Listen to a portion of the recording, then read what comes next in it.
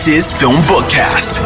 FilmBookCast. FilmBookCast, the official podcast of FilmBook. Get ready for the latest in film news, TV show news, and theatrical reviews. FilmBook's podcast starts now. Hello everyone, welcome to FilmBookCast, the official podcast of FilmBook. My name is Chris Banks. If you're tuning in for the first time, what I do on FilmBookCast, I discuss the latest film and TV show news. I also review an in-theater film sometimes. You can find more about FilmBookCast on film-book.com by using the search term FilmBookCast. You can also email us at podcast@film-book.com with FilmBookCast in the subject line. Let's jump right into it this week. This week in movie news, Francis Ford Coppola is rounding out the cast to his high-budget indie film, Megalopolis. Joining the cast are Shia LaBeouf, Grace VanderWaal, Catherine Hunter, and James Remar. It's LaBeouf's highest-profile project since allegations in a lawsuit came in February 2021. A mysterious logline of the fate of Rome haunts a modern world unable to solve its own social problems in its epic story of political ambition, genius, and conflicted love. We'll keep up with news about Megalopolis. I'm not sure when they'll start filming, but it's been Francis Ford Coppola's lifelong dream project, he's investing over $100 million of his personal money in Megalopolis. Some more movie news from this week. Interesting, have we ever seen Brendan Gleeson sing? Apparently, he's joining the cast of Todd Phillips' Joker sequel. The Hollywood Reporter confirmed this week that he's set to join Joker Folie-à-Deux. No word yet on what role he may play, but we'll keep up with news as they start to film the second Joker. Lastly, in movie news, Kevin Costner is gearing up to film a passion project titled Horizon. Sienna Miller, Sam Worthington, and Jamie Campbell Bower are already a part of the film, but we learned this week that Jenna Malone, Alejandro Ida, Taktana Means, and Michael Rooker have just joined the cast of Horizon. It's the first of a planned trilogy from Kevin Costner, who will step behind the camera to direct for the first time in 20 years. Deadline reported the casting news this week. Exciting news for fans of Kevin Costner. We'll keep up with news about production of Horizon. That's it for movie news. This week in TV news, a surprising shakeup on House of the Dragon as co-runner Miguel Sapochnik is leaving the hit series. A Game of Thrones veteran Alan Taylor will join the team for Season 2. There's a big shakeup inside House of the Dragon. The HBO fantasy drama co-showrunner and director Miguel Sapochnik is stepping down from the freshly launched hit series. Sources say he's exiting the show after pouring an exhausting 3 years of effort into the prequel. Ryan Condal will now serve as the show's sole showrunner and continue to work closely with co-creator George R.R. Martin. Hiring a Game of Thrones veteran Alan Taylor to take over Season 2, he will also direct multiple episodes. So exciting news for fans like me of House of the Dragon. Some more TV news. After an exhaustive casting process, Netflix drama The Crown has found its Prince William and Kate Middleton. For the 6th season, Rufus Campa will play Prince William at age 15, while Ed McKay will portray the prince's later teen and early adult years. Meg Bellamy will be cast as Kate. Exciting news for fans of The Crown. Lastly, this week in TV news, there's been an SNL cast shakeup, and apparently even more changes are coming to Saturday Night Live. Alex Moffat, Melissa Villaseñor, and Aristotle Athari are not expected to return, joining Kate Middleton, Aidy Bryant, and Kyle Mooney and Pete Davidson, who also aren't returning for the 48th season. Lindsay Shookus, who is parting ways with the program, is also leaving the show. As more TV viewers migrate to streaming services to watch their favorite scripted dramas and comedies, SNL has taken a new importance for NBC. Once relegated to airing after late local news in a time slot network executives didn't consider paramount, SNL now runs live across the U.S. all at once, meaning that it airs in prime time in certain parts of the country. SNL from 2020 to 2021 was the most watched entertainment program in the U.S. among 18 to 49. All of these shifts are likely to leave a handful of current members shouldering more responsibilities each show. So we'll keep an eye out on the current cast members, and we'll keep up with news if there's any more casting news for the upcoming 48th season. That's it for TV news from this week. This week in international news, the BBC is bringing back an MTV classic, The Osbournes. It's a show titled Home to Roost. It's going to debut on BBC, and it's about Ozzy and Sharon and the whole family going back to Buckinghamshire to live and restart their lives in rural England. The Osbournes was a huge MTV hit 2 decades ago, and that's when the family moved to LA to restart their lives on the west coast of America. Home to Roost will follow the Osbournes as they celebrate Sharon's 70th birthday and Kelly's soon-to-be baby. No word yet on when the series will premiere, but we'll keep up with news about Home to Roost. Exciting news for anybody like me. I was a huge fan of the Osbournes, and I can't wait to see how they are in present-day life. Another fun piece of international film news, Paz Vega is set to star in a Salvadorian Civil War film titled Fireflies at El Mazote. It starts principal photography in November in El Salvador, and it's written and directed by Ernesto Melara.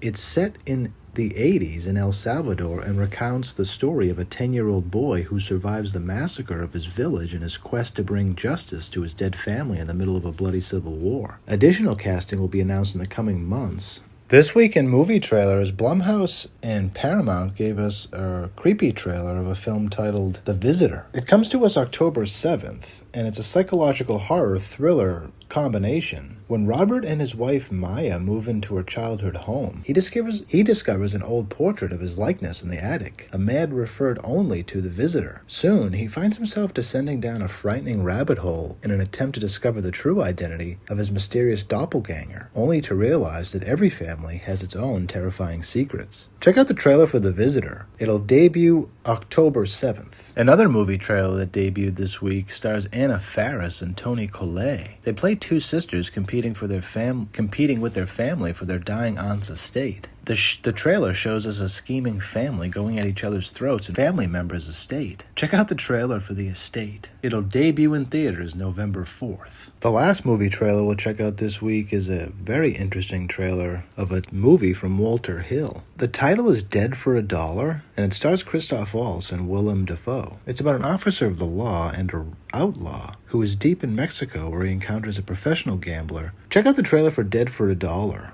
It's one of the most interesting movies I've ever seen. That's it for movie trailers this week. This week in TV trailers, BBC finally gave us the first look of the upcoming Prime Video Western series, The English, where it showcases a mother's determination to get back at the man whom she views is behind the death of her son. From the mind of the thrice Primetime Emmy-nominated writer and director Hugo Blick, Emily Blunt and Chesky Spencer star as Lady Cornelia Locke and Eli Whip. Together they cross a violent landscape built on dreams and blood. Check out the trailer for The English. Another TV trailer that debuted this week is Season 3 of Big Sky. It seems like there's never a quiet day in Big Sky country. Check out the trailer for the new season of Big Sky Deadly Trails. The new name isn't exaggerating. The new season will debut on ABC September 21st. Lastly this week in TV trailers is the Season 2 trailer of The Mighty Ducks. After winning back the Mighty Ducks team last year, our current squad with Hart and their coach Alex take to the road to attend an intense summer hockey institute in California run by a charming yet hardcore former NHL player, Colin. It's a place for kids to get excellent at hockey without school to get in the way. As our Ducks try to survive in a super competitive environment, they're faced with a question: can you win summer? Check out the trailer for Season 2 of The Mighty Ducks. It'll debut on Disney Plus September 28th. That's it for TV trailers in this week. All right, time for this week's movie review. For this week's movie review, we're checking out Paradise Highway, directed by Anna Gudo. The cinematographer is John Christian Rosland. It stars Juliette Binoche, Morgan Freeman, Hala Finley, Frank Grillo, and Cameron Monaghan.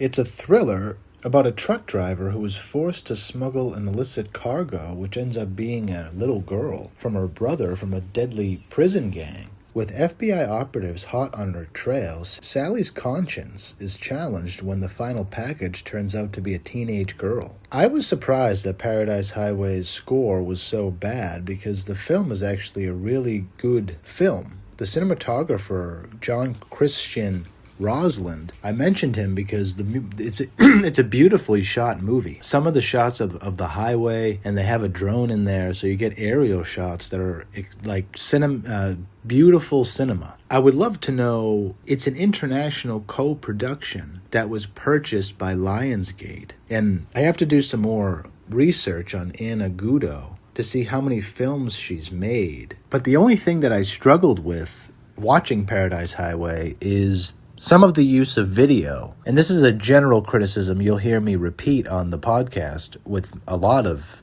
the reviews that I have, because there is a contrived use of video today that really kind of elicits anxiety or other feelings from the audience that I'm not sure does the story justice. There's a lot of little cut shots that use a lot of imagery to tell the audience something that good writing could. And for cinema, good writing allows the audience to go on the journey better than using video in that kind of cutty, abrupt way. And that's really my only criticism of Paradise Highway. Juliette Binoche plays a truck driver that I related to a lot because she's her own everything. She lives in her truck. She is a good person. She's wholehearted. She loves her brother who's in prison. Her brother is played by Frank Grillo. He's not that good of a dude, but you don't know that at the beginning of the film, which is really why I like Paradise Highway. There's a lot that the movie transitions into that ends up shifting gears and really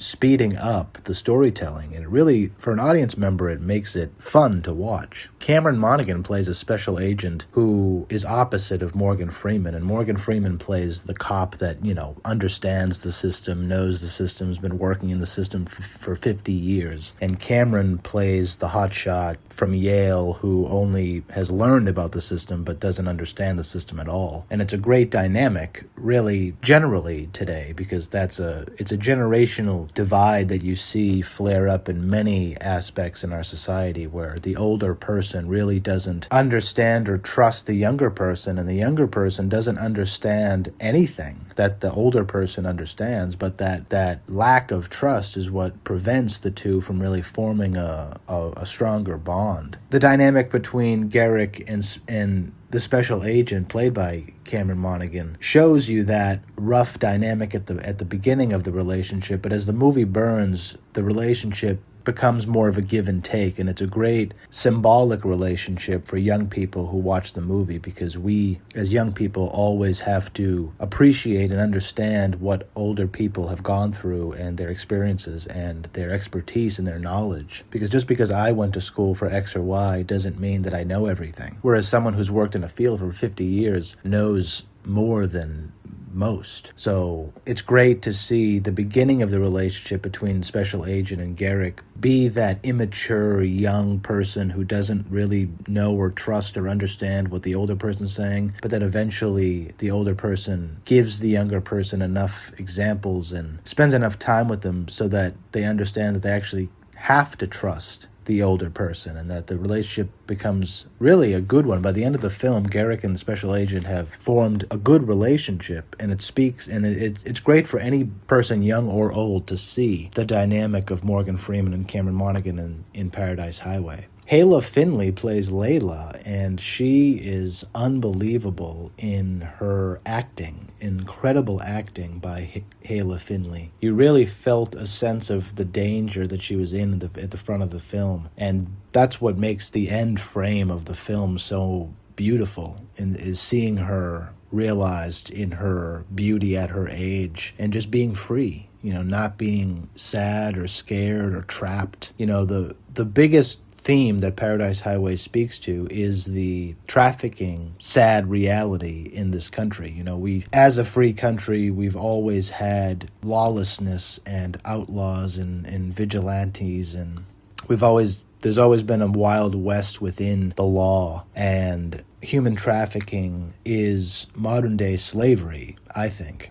It's how slavery has evolved and grown, and it's sad that we still have any aspects or elements of this in our country. Paradise Highway really gives you a sense of the dangers of, and just the omnipresent nature of little girls being held captive, or little boys, or young people in general being held captive by bad people. This is not a theme that's unique, sadly, in this country. It's always been there. It I hope will not always be there, but the only way that it won't be is if law becomes stronger. And that's really the container that you're sitting in watching Paradise Highway. The law is on Sally's tail. The whole film, it's a dance. Will the law get her? Will she get away? And really, trafficking can be solved easily if we just, write better laws. And a lot of things can be solved easily if we just write better laws.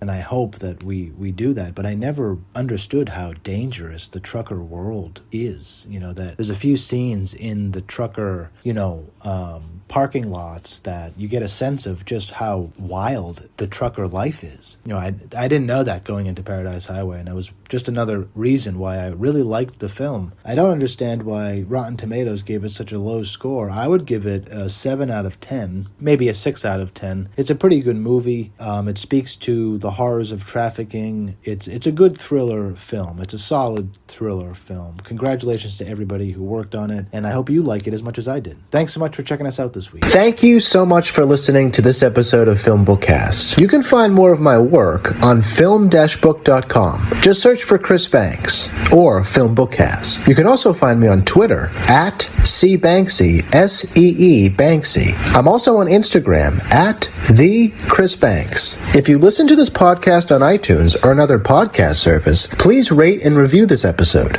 If you're listening to this podcast on our YouTube channel, FilmBook Podcast, please like our video, subscribe to our channel, and leave us a comment in the comments section. It really helps people discover our podcast. Please also consider becoming one of our patrons on patreon.com/filmbook. Your support helps us create more engaging content. You'll find our Patreon link below in the description. If you want to tweet about this podcast, just use the hashtag FilmBookCast. Tune in next week for the next episode of the FilmBookCast. Thanks for listening, everyone. We'll see you then.